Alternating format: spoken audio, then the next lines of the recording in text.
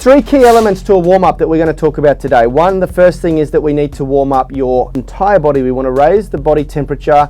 What this does is it switches the nervous system on. It increases the timing and the intra and intermuscular coordination so that the coupling between, I won't go into the detail, the myofibrillar bloody coupling that's occurring in there, but what it does is it triggers a faster and more efficient muscle contraction.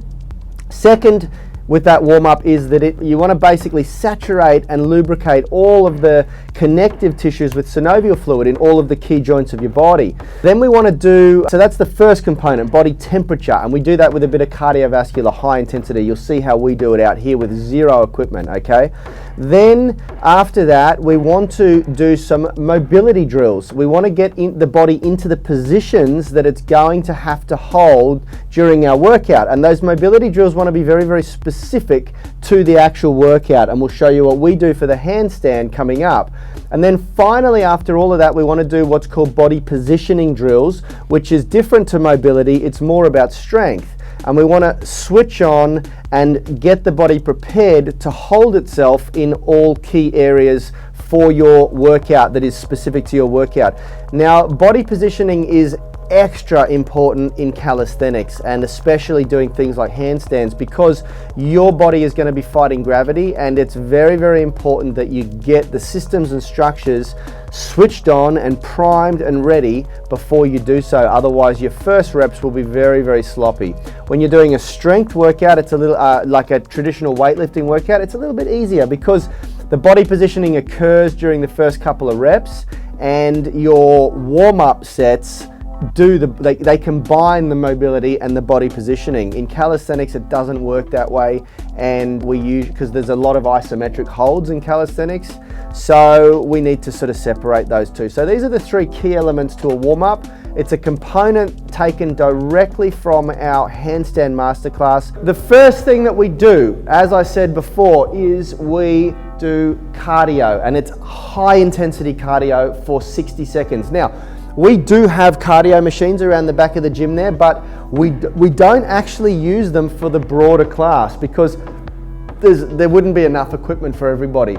So what we've done is we've formulated a warm-up that we use, which has 3 different movements, which warms up the entire body. Now, there is also another benefit to doing it this way, and that is that if you can combine, you want to have crossovers in the warm-up components. The warm-up, the mobility drills, and the body positioning drills. If you can have crossovers between those 3 elements, it's a better bang for your buck warm-up. So what we do here with our actual cardio component, we cross over to the mobility component really, really well. The next movement that we do in our warm-up is burpees. Everyone loves a good burpee, and this is another really good mobility drill. It crosses over to the mobility. So the last one we do is air squats. And that's another really great mobility crossover as well, because obviously she's doing a deep squat there. When you're warming up, you want to make sure that you get the warm-up done very quickly. It needs to be specific to your workout, but it shouldn't interfere with your workout.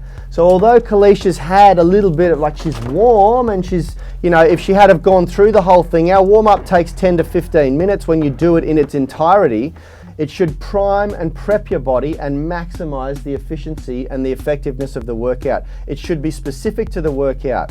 The final key element that I'll say about the warm-up is that it should be specific to you and your needs, and like limiting factors like your age. If you're above the age of about 30, 35 years old, your body will take longer to warm up than it will for a 25-year-old. You're also at greater risk of injury if you're sort of 40, 50 years old. So you need to put a little bit more effort into your warm-up. The idea of the warm-up is to mitigate the risk of injury and maximize the effectiveness of the workout. Okay, so it does need to be a little bit personal to you. There is a formula that you can, that I can link in there. I might have actually included in the description. There's a formula to warming up based on your age, and it gives you an idea of how long your warm-up should take based on your age. I'll see if I can dig it up in one of our textbooks. Other than that, have you got anything to add? Not really, maybe different. So absolutely, yep, absolutely. But the benefits go forever. Yeah, that's actually a really, really good point. Although the warm-up is not the workout and shouldn't interfere with the workout, it is certainly an important part of your process, and you should certainly be warming up properly.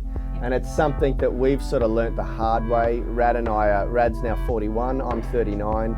We've stuffed up a few times. A couple of our worst injuries in the last 12 months came from not warming up. I destroyed my rotator cuff in my right arm, jumping on the rings, doing a sequence without warming up, and Rad did the same thing in his shoulder after doing a workout, getting distracted halfway through from his son, taking off for 25 minutes, and then trying to come back to doing a really advanced movement on his hand.